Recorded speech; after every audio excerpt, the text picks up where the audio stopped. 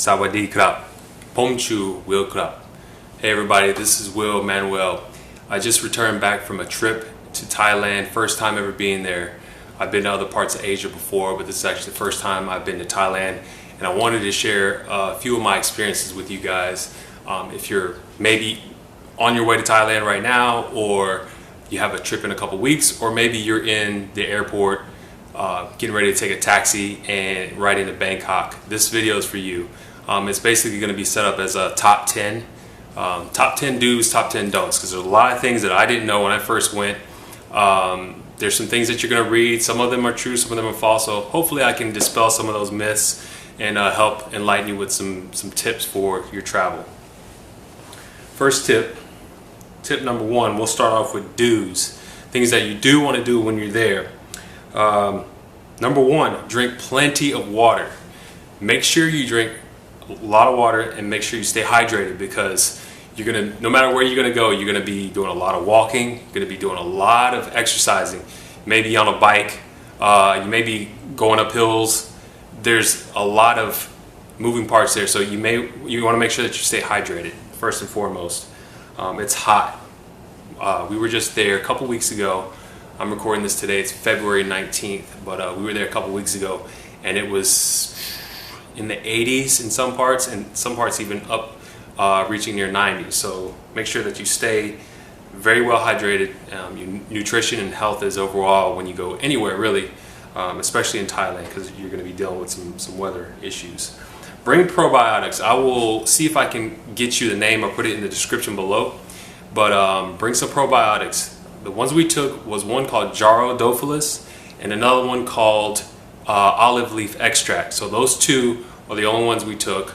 We just started taking them a couple days before we left, just to kind of build our system up, build our immune system with those products. So I'll put a link for those down in the description. Take metered taxis anytime you can. Honestly, if I'd have known this to begin with, I would have definitely done that. We actually had a meter or a fare adjusted, or a flat rate from the original airport to our first place that we stayed in Bangkok, and I think we negotiated about I think it was like 500 baht, which is maybe $15 if you do the conversion into US dollars. And we found out going the other opposite direction when we left, it was much cheaper to actually take a meter taxi. I think it ended up costing us less than $5. So it's not a ton of money, but in Thailand, really, it's all about stretching and making the most value, or getting the most value out of your dollar. So next tip is, if you can, try to exchange your bills. Bring hundreds, higher denomination bills, 50s, 20s. Don't trade in dollar bills, because they actually give better exchange rates for higher bills. I didn't know that.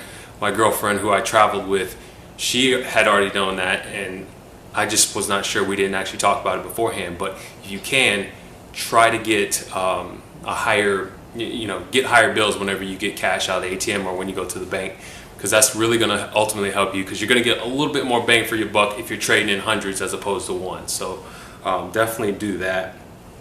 Travel to other destinations outside of Bangkok. Everybody thinks Thailand, Bangkok, Thailand, that's the only place in Thailand. It's really not that. We ended up taking a trip down in the south to to Krabi.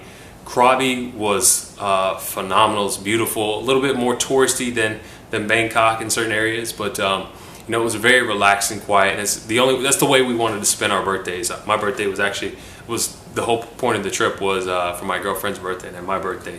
It's kind of a trip, just to kind of reflect and celebrate our birthday. So last year we just kind of kept it local and had a party here, but this year we wanted to do something different.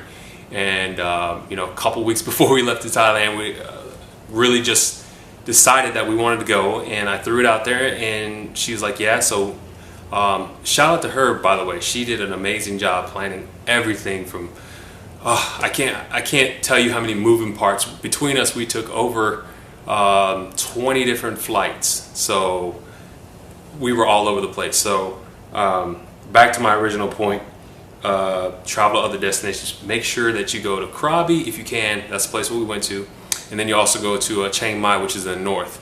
All these places, I think they're accessible by train, bus, but we actually took flights. It was just, limited time and resources, so we wanted to make sure we got to where we were trying to go as quickly as possible. That way we had more time at the actual destination to kind of explore and whatnot. So definitely go see some other spots outside of Bangkok.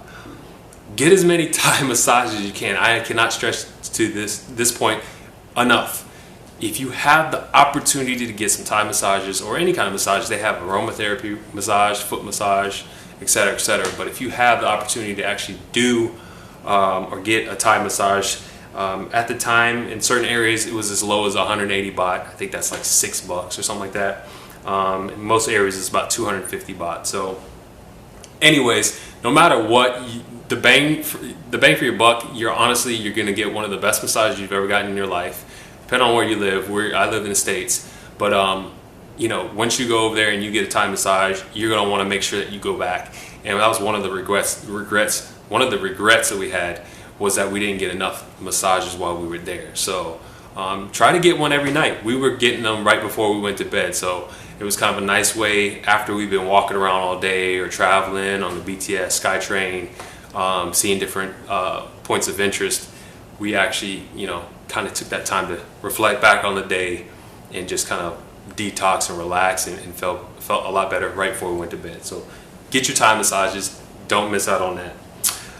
Take in the culture, sights and sounds. There's so much to do, so much to see. We went to the Emperor's Palace, the King's Palace, I believe that's what it's called, and it was a phenomenal place. The pure opulence and how extravagant and elaborate everything was. It was really, really beautiful.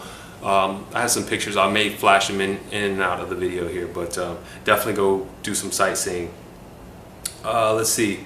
If you hear people talking in your native language, if you hear someone else speaking English, if you're from Japan, you hear someone speaking Japanese, make sure you go and talk to those people. Just from a personal mindset or aspect, as well as a business one, you'll be astounded by the type of people that you meet just traveling around. A lot of those people were going to have similar mindsets, especially if they're from a different country and they're out traveling in a foreign country. They may have a lot of interests just like you. So a couple cool people that we met a couple people that a set of ladies that actually were staying in the same place that we were, and they kind of showed us around a market, and I'll talk to you a little bit about that at the end. But we actually met with them, and they kind of gave us some small pointers and whatnot. They're great. Travelers are great for tips. So especially ones that are either there or have been there a few times, or maybe perhaps are kind of temporary expats. They're a great resource for information. So definitely make sure that you tap in and you talk to as many people.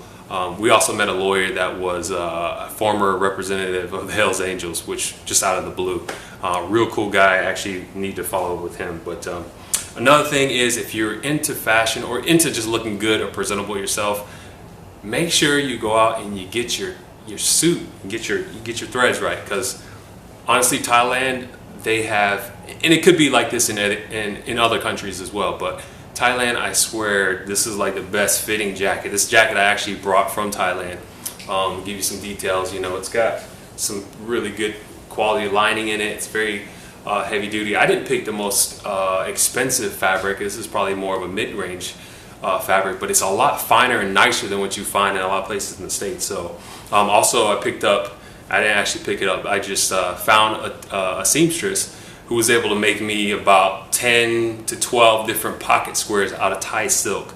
The best thing about Thai silk for me is you kind of see it's a little bit of reflection, but it doesn't have that cheap polyester look. It actually has a little bit more substance to it, and as you kind of can see, it's got a little glow to it, and also they also stay a little bit better. They're a little stiffer than your traditional silk pocket squares. So having that and getting these made was probably one of the best investments, and it was very inexpensive. A jacket like this, a blazer, I just had them just do the top because I wasn't sure how it was going to come out, but a blazer like this with peak lapels and everything, hand stitched, sweat patches, inside lining, double vents, functional buttons, everything would have probably cost you a couple $100 in the States.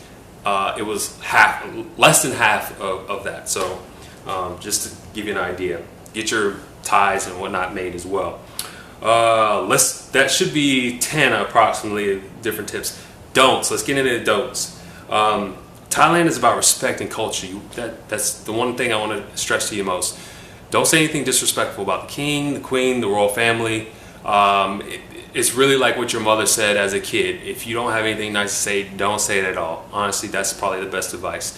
If you're thinking about saying something, or sometimes, like me, I kind of think out loud sometimes, or I'll just kind of have an internal conversation, but vocalize it. And you know, that's not the right thing to do.